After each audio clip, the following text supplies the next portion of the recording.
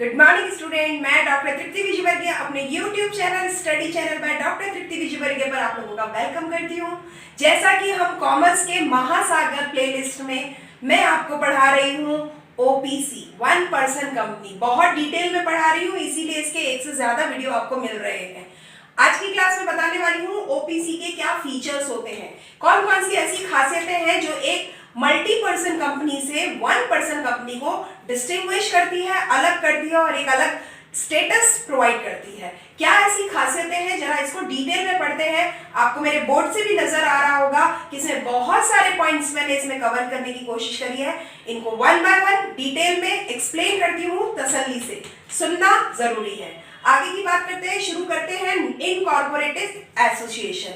जैसे कि हर कंपनी की खासियतों में एक बात होती है कि एक समामेलित संस्था होती है, इनकॉर्पोरेटेड एसोसिएशन होता है। एसोसिएशन का मतलब है ग्रुप ऑफ पर्सन, पर यहाँ पे थोड़ा सा स्टेटस फिर से चेंज होगा क्योंकि we are talking about the OPC, that means there is only a single person. आपने इसकी डेफिनेशन सेक्शन 2 सब सेक्शन 62 में भी पढ़ा है कि ये वो कंपनी होती है जिसमें एक ही मेंबर होता है। इसकी खासियत यही होती है। तो अगर एक ही मेंबर इसका कंपनी को बना सकता है, उसके बावजूद ये इनकॉर्पोरेटेड एसोसिएशन होती है। और एसोसिएशन इसलिए क्योंकि इसमें एक पर्सन तो मेंबर कहलाता है, जिसको हम ओनर भी कहते हैं, और दूसरा व्यक्ति नॉमिनी कहलाता है। एक सिंगल टाइम ऑफ मूवमेंट पर एक व्यक्ति नॉमिनी होगा तो दूसरा व्यक्ति ओनर होगा। एंड जैसे ही उस मेंबर की या जी ओनर की कोई भी डेथ हो जाती है, डिसेबिलिटी हो जाती है या कोई और दूसरी बात हो जाती है, तो नॉमिनी जो है वो ओनर की पोजीशन को होल्ड करता है और फिर वो अपना एक नॉमिनी डिक्लेयर करता है। तो इसका मतलब यह हुआ कि एक पर्टिकुलर टाइम पीरियड पर एक कंपनी में एक मेंबर और एक नॉमिनी होगा ही होगा, लेकिन कंपनी इनकॉर्पोरेटेड होगी under the act of the companies act 2013, right. आगे की बात करते हैं वर्ड 1% कंपनी। कोई भी कंपनी अगर ओपीसी है तो उसके नाम के एंड में, लास्ट में, ब्रैकेट में ओपीसी यानी 1% कंपनी लिखा हुआ जरूर होगा, होना ही चाहिए। एक और खासियत है इसमें, अगर वो कंपनी लिमिटेड लायबिलिटी वाली है तो उसके नाम के एंड में लिखा होगा 1% कंपनी, 1% लिमिटेड कंपनी, ठीक है। तो ये जो चीज है ये ध्यान रखने की है। 1% company should be there, the word 1% company should be there at the below of the name of the company. This is also a feature. Next we are talking about separate legal entity as the other companies have this feature।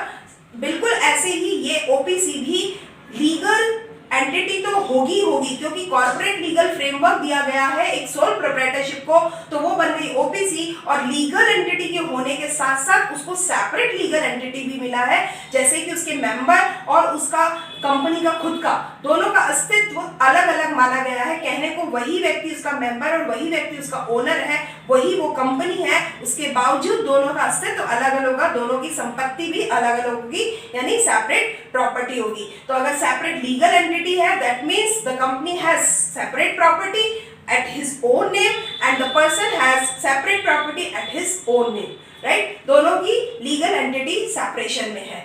आगे की बात करते हैं common seal. जैसे कि company खुद तो sign करती नहीं, खुद के साइन को ऑथेंटिफाई बनाने के लिए एक व्यक्ति अपना जब साइन करता है खुद की बात को ऑथेंटिफाई बनाने के लिए, तो कंपनी को भी ये प्रिविलेज दी गई है कि वो अपने नाम से जब बिजनेस कर रही होती है तो क्योंकि वो खुद तो साइन कर नहीं सकती, तो उसका जो सिग्नेचर होता है वो उसकी सील होती है। 1956 के एक्ट के हिसाब से कॉमन सील को मैंडेटरी किया गया था, लेकिन 13 ने अब ये प्रिविलेज दे दी गई है कि it is an optional feature कि if the company has a common seal it is very okay, पर अगर कंपनी में कॉमन सील नहीं है तो ये प्रोविजंस का वायलेशन नहीं माना जाता। तो आज ये चीज भी एक ऐड हो गई है, जैसा कि अदर कंपनीज में ऐसा होता है कि ऑप्शनल है, just like this in OPC this is also an optional feature कि कॉमन सील वो रखती है या नहीं रखती है। पर जैसा कि 2013 ने एमपीसी को इस तरह के फीचर्स दिए हैं, बिल्कुल ऐसा ही ओपीसी को भी ये फीचर दिया गया है। आगे बात करते हैं सिंगल मेंबर। जैसे कि और एमपीसी जो होता है उसमें तो मेंबर्स एक से ज्यादा होना जरूरी होता है। अगर प्राइवेट कंपनी की भी बात करेंगे तो उसमें कम से कम 2 मेंबर होना जरूरी होता है, लेकिन अगर हम ओपीसी की बात करेंगे तो only a single member should be there. आगे की बात करते हैं। अब ये जो सिंगल मेंबर है उसकी थोड़ी सी बात समझ लिए। नेचुरल पर्सन होना जरूरी है, चाहे हम मेंबर की बात करें या नॉमिनी की बात करें, दोनों ही व्यक्ति नेचुरल पर्सन होना जरूरी है। इसका ये मतलब हुआ कोई भी आर्टिफिशियल पर्सन, कोई फर्म, कोई कंपनी या कोई super natural person not be a member of the company. एक नेचुरल पर्सन ही एक कंपनी में मेंबर या नॉमिनी बन सकता है। दूसरी बात इसी के साथ साथ जो चलती है, that is the he or she should be a citizen, Indian citizen and resident in India। क्या मतलब है इसका? जिस व्यक्ति का जन्म इंडिया में होता है उसको सिटीजनशिप मिल जाती है बाय बर्थ, और रेजिडेंशियल मामले में होता है बाय हैबिटेट, या वहां जहां हम रहते हैं बाय रेजिडेंशियल स्टेटस। हम ये कह पाते हैं कि वो यहाँ का रेजिडेंट है या नहीं है। इसके लिए एक कंडीशन है कि उसका लास्ट जो इमीडिएट प्रेसिडिंग कैलेंडर ही होता है, कैलेंडर ईयर होता है, उसमें उसे कम 182 डेज, फिर से ध्यान से सुनना, रेजिडेंट इन इंडिया इस स्टेटस को क्लियर करने के लिए जो कंडीशन फुलफिल की जाती है या टेस्ट किया जाता है वो ये होता है कि जिस भी साल की बात कर रहे हैं उससे ठीक पहले वाले साल में क्या वो 182 दिन से ज्यादा वहां रहा है या नहीं। यानी 182 दिन भी अगर वो रहा है तब भी ये माना जाएगा ये भारत का निवासी है। At least 182 days lives in India in immediate preceding one calendar year। ये बात समझ में आनी चाहिए, तब हम ये कहेंगे कि वो व्यक्ति चाहे वो मेल हो या फीमेल हो वो उस इंडिया का रेजिडेंट है या नहीं है। ऐसा होना जरूरी होता है तभी वो एक कंपनी में मेंबर बन सकता है। ये बात समझ में आना जरूरी है।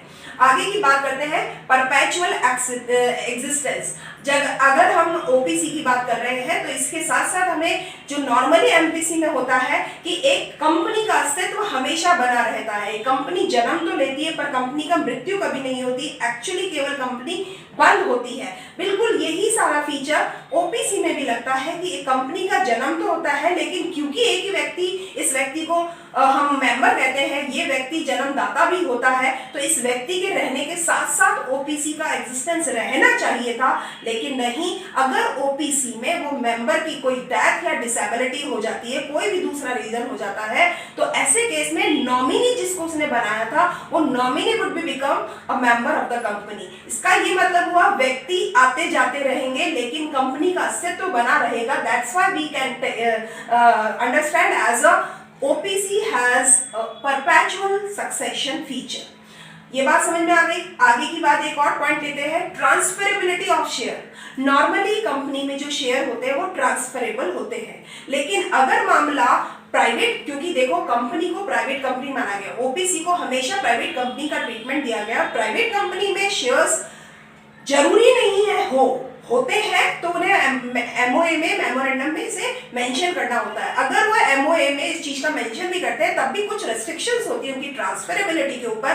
तो ये जो सारी ट्रांसफरेबिलिटी का जो रेस्ट्रिक्शन है, अगर वो ओपीसी एक प्राइवेट कंपनी के तौर पर इनकॉर्पोरेटेड हुई है तो उस ट्रांसफरेबिलिटी पे भी वही रेस्ट्रिक्शन लगेंगे जो एक प्राइवेट कंपनी के शेयर्स ट्रांसफरेबिलिटी पर लगते हैं। आगे की बात करते हैं, नॉमिनी की अगर बात करेंगे तो नॉमिनी ये कहता है, खास बात है, एक व्यक्ति जो एक कंपनी में नॉमिनी है और हो सकता है किसी दूसरी कंपनी में वो मेंबर है। ऐसे में यहाँ पे मैंने आपको एक एग्जांपल दिया है। मुद्दे की बात समझने की यह है, एक व्यक्ति एक समय पर एक कंपनी से ज्यादा ना तो नॉमिनी हो सकता है ना ही तो मेंबर हो सकता है। नॉमिनी और मेंबर अलग अलग स्टेटस है, लेकिन वो व्यक्ति एक कंपनी से ज्यादा नॉमिनी और मेंबर नहीं हो सकता।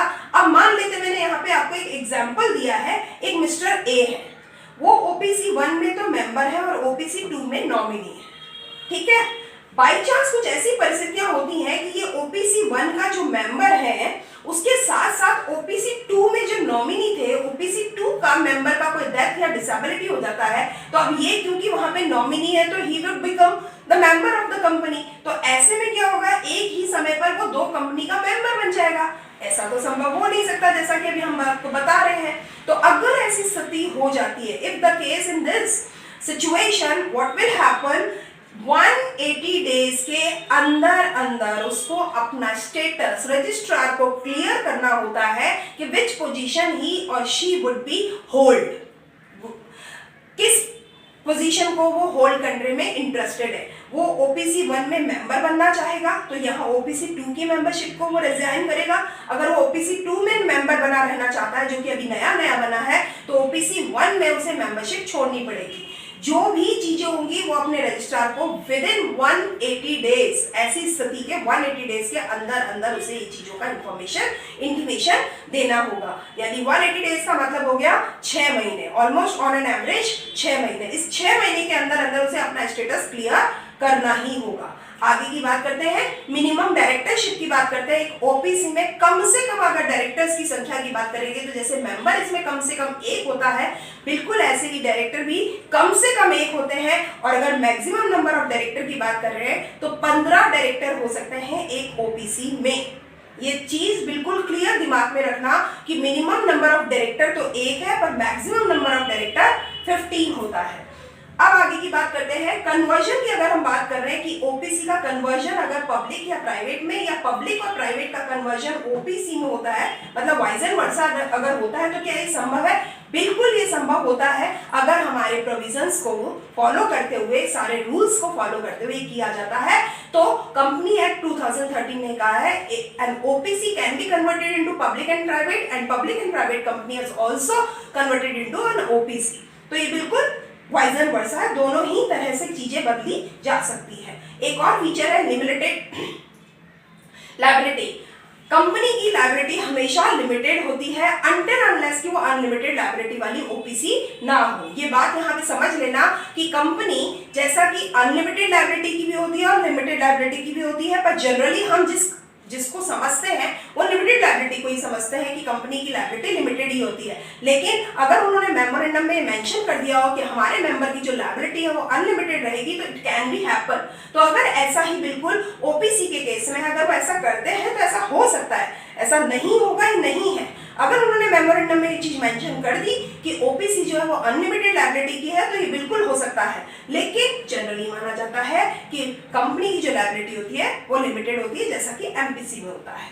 आगे बात करते हैं सेपरेट ओनरशिप एंड मैनेजमेंट। क्योंकि यहाँ पे ओनरशिप का मतलब मेंबरशिप से है और शेयर होल्डर जो होता है वो ओनर होता है, और जो मैनेजमेंट की बात करते हैं वो डायरेक्टरशिप होती है। कम से कम डायरेक्टर तो 1 होता है और मेंबर कम से कम 1 ही होता है, मैक्सिमम भी 1 ही होता है। तो ऐसे में जो शेयर होल्डर है वही ओनर है, तो उसके पास ओनरशिप राइट्स आ जाते हैं। लेकिन जो डायरेक्टर है उसके पास मैनेजमेंट राइट्स होते हैं। तो यहाँ ये कहता है एक व्यक्ति, अगर वही व्यक्ति शेयर होल्डर भी हो और वही व्यक्ति डायरेक्टर भी हो, उसके बावजूद उसका ओनरशिप और मैनेजमेंट अलग अलग माना जाएगा। ये चीज क्लियर समझ में आनी चाहिए कि एक व्यक्ति जो कि उस कंपनी में ओपीसी में शेयर होल्डर भी है, वही व्यक्ति उस कंपनी में डायरेक्टर भी है, तो डायरेक्टर की वजह से तो उसके पास मैनेजरियल राइट्स आते हैं और शेयर होल्डर की वजह से उसके पास में ओनरशिप राइट्स आते हैं। तो एक ही व्यक्ति होने के बावजूद भी ये दोनों राइट्स उस व्यक्ति के लिए अलग अलग माने जाएंगे ओपीसी के केस में। बात समझ में आई? आगे बढ़ते हैं। अगर ओपीसी के स्टेटस की बात करें तो क्या एक कंपनी जो ओपीसी के रूप में खुली है वो अपना स्टेटस चेंज भी कर सकती है, लॉस भी कर सकती है, क्या उसे इससे क्षति भी हो सकती है? कुछ कंडीशंस होती हैं। एक कंपनी ओपीसी तभी बन सकती है अगर उसकी पेड अप कैपिटल जो होती है वो 50 लाख तक की हो और उसका जो एवरेज टर्नओवर होता है वो 2 करोड़ तक का ही हो। कब? जिस भी ईयर की बात कर रहे हो उससे ठीक पहले वाले 3 इमीडिएट जो ईयर है उसमें उसकी पेड अप कैपिटल तो 50 लाख और टर्नओवर जो है, एवरेज टर्नओवर जो है वो 2 करोड़ होना चाहिए। इससे ऊपर होते ही वो कंपनी ओपीसी का स्टेटस लॉस कर देती है। ये बात समझ में आनी चाहिए। इन 3 immediate presiding consecutive year, consecutive का मतलब लगातार, एक के बाद एक, प्रेसिडिंग यानी उससे पहले, इमीडिएट यानी तुरंत पहले। तो जिस भी ईयर की आप बात कर रहे हैं उससे ठीक पहले वाले 3 लगातार ईयर में अगर उसकी पेड अप कैपिटल 50 लाख से या उसकी एवरेज टर्नओवर 2 करोड़ से ऊपर हो जाती है तो ऐसे में वो ओपीसी अपने ओपीसी के स्टेटस को खो देती है। आगे कहते हैं no minor shall become member और नॉमिनी। किसी भी कंपनी में चाहे मेंबर बनना हो या नॉमिनी बनना हो वो माइनर नहीं बन सकता, यानी बाय एज वो मेजर होना जरूरी होता है, या वो कंपनी में hold share with beneficial interest, वो माइनर उस कंपनी में शेयर होल्डिंग भी नहीं कर सकता विद इंटरेस्ट, उसका हित नहीं जुड़ा होना चाहिए। वो भी नहीं कर सकता। Company under section 8 of 13 can not be converted, ये खास बात है। हर कंपनी, जैसा अभी इस पॉइंट में मैंने आपको बताया कि पब्लिक और प्राइवेट दोनों कंपनी ओपीसी में और ओपीसी दोनों तरह की कंपनी में कन्वर्जन कर सकती है, पर उसके बावजूद एक रेस्ट्रिक्शन है। अगर कोई कंपनी 2013 के एक्ट के हिसाब से सेक्शन 8 में इनकॉर्पोरेट हुई है। सेक्शन 8 में कौन सी कंपनी इनकॉर्पोरेटेड होती है, ये थोड़ा सा ध्यान अगर आप करेंगे तो चैरिटेबल कंपनीज जो होती हैं वो सब सेक्शन 8 के अंडर में इनकॉर्पोरेट होती है। तो ऐसी चैरिटेबल कंपनीज कभी भी ओपीसी में कन्वर्ट नहीं हो सकती। आगे की बात करते हैं, पेनल्टी की बात करते हैं। पेनल्टी में दो चीजें शामिल होती हैं। एक एक्चुअली पनिशमेंट में दो चीजें शामिल होती हैं, एक होता है पेनल्टी और एक होता है इम्प्रिजनमेंट। क्योंकि कंपनी ओपीसी जो है वो एक आर्टिफिशियल पर्सन होती है और उसका मेंबर जो होता है वो नेचुरल पर्सन होता है। तो आर्टिफिशियल पर्सन को तो हम जेल में कभी डाल ही नहीं सकते, नेचुरल पर्सन को ही जेल में डाल सकते हैं। तो जो कंपनी है उसको केवल पेनल्टी लगती है और जो कंपनी के ऑफिसर होते हैं जिनको हम मेंबर कह रहे हैं उनको पेनल्टी और पनिशमेंट, मतलब पेनल्टी और इम्प्रिजनमेंट दोनों लग सकते हैं, यानी पनिशमेंट कंप्लीट लग सकता है। वो क्या है बात को समझिएगा। अगर किसी भी रूल को या प्रोविजन को तोड़ते हैं तो कंपनी खुद अगर गलती पे है तो कंपनी के ऊपर तो लगेगा 25,000 कम से कम और 1 लाख रुपए तक की पेनल्टी। और अगर कंपनी के इस काम में जिन जिन लोगों का इन्वॉल्वमेंट होता है उन हर एक ऑफिसर पर 25,000 से 1 लाख तक का तो पेनल्टी और साथ में 6 महीने की सजा। इन दोनों में से कोई एक या दोनों, कुछ भी हो सकता है, इसीलिए लिखा है 25,000 से 1 लाख और 6 मंथ्स इम्प्रिजनमेंट और बोथ दोनों हो सकता है। इस तरह से मैंने आपको बहुत सारे फीचर्स जो 1 पर्सन कंपनी के हैं वो आपको डिटेल में बताया। और अगर आपने थोड़ा सा ध्यान दिया होगा तो मैंने इसी क्लास में पैरेलली आपको डिस्टिंग्विश भी करती चली हूँ ओपीसी और एमपीसी के बीच में। हालांकि मैं ये क्लासेस अलग से आपको दूंगी, लेकिन फिर भी इस क्लास से आप डिफरेंस भी निकाल सकते हैं। तो मेरे ख्याल से आज की क्लास में आपको काफी कुछ समझ में आया होगा। इस क्लास को अगर 2-3 बार आप देख लेते हो, पढ़ लेते हो, सुन लेते हो और उसके बाद इसके नोट्स बना लेते हो तो नो डाउट आपका ये वाला टॉपिक बिल्कुल साउंड हो जाएगा। मेरी कोशिश रहती है कि आपके हर टॉपिक, हर कंसेप्ट को मैं पूरी तरह से क्लियर कर सकूं विदाउट हैविंग एनी कंफ्यूजन। उम्मीद है आपको मेरी क्लास समझ में आई होगी, पसंद आई होगी। मुझे कमेंट जरूर कीजिए आपको जैसे भी मेरी क्लास लगती है। I am waiting for your comments. Thank you and keep watching my videos regularly. Thank you.